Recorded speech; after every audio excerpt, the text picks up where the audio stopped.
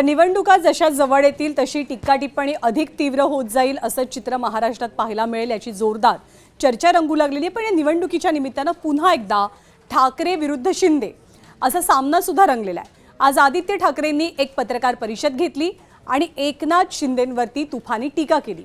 नुकतंच हिवाळी अधिवेशन पार पडलं आणि याच हिवाळी अधिवेशनामध्ये एकनाथ शिंदेंनी मुंबई संदर्भात काही आश्वासनं दिली होती, पण मुंबई संदर्भातली ती आश्वासनं एकनाथ शिंदेंनी पूर्ण केली नसल्याची टीका ही आदित्य ठाकरेंनी करत त्यांनी एकनाथ शिंदेंचा चांगलाच समाचार घेतला।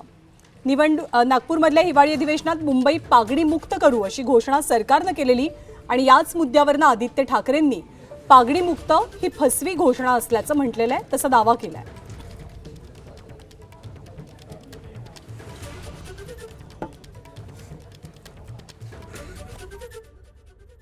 मुंबईसाठी घोषणा ज्या आम्ही मागण्या केल्यानंतर, शिवसेना उद्धव बाळासाहेब ठाकरे पक्ष म्हणून आम्ही मागण्या केल्यानंतर मुख्यमंत्र्यांचे असेल किंवा गृहनिर्माण मंत्र्यांची असेल धावपळ झाली आणि थातूर मातूर उत्तर द्यायचं म्हणून काहीतरी त्यांनी दिलं होतं।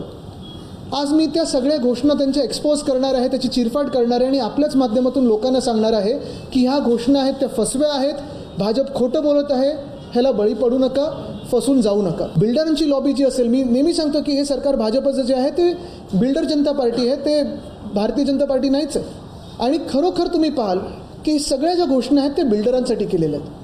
तर ही पागडीची घोषणा आणि आज आपल्याच माध्यमातून सगळ्या पागडीमध्ये राहणाऱ्या मुंबईकरांना मी विनंती करत आहे की हे जे काही पागडी मुक्त मुंबई जे बोलत आहेत, मिंदे बोलत असतील, भाजप बोलत असतील, जे काही गृहनिर्माण मंत्र्यांनी घोषणा केली ती फक्त आणि फक्त जागा मालकांसाठी होती आणि बिल्डरांसाठी होती। आणि म्हणून त्यांनी जे होर्डिंग लावलेत पागडी मुक्त मुंबई, त्याचा अर्थ हाच होतो की पागडीमध्ये सगळे राहणारे जे मुंबईकर आहेत, जे लाखो मुंबईकर आहेत, त्यांना मुंबईतून बाहेर घालवायचं।